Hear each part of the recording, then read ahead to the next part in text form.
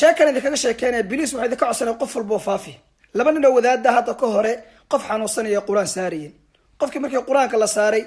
shaydaan baa ka dhaxday ama jin baa ka dhaxday markaasaa mid kamid ah wuxuu yidhi wari ayaa tahay sheeg markaasuu anu reer hebel baanahay labadan wadaad qabiiladooda mid kamid ayuu sheegtay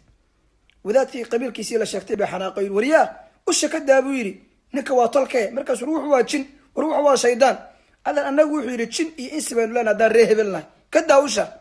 labadii wadaad baa halkaas ku qabsaday qabyaalada soomaalida heerkaasay maanta maraysaa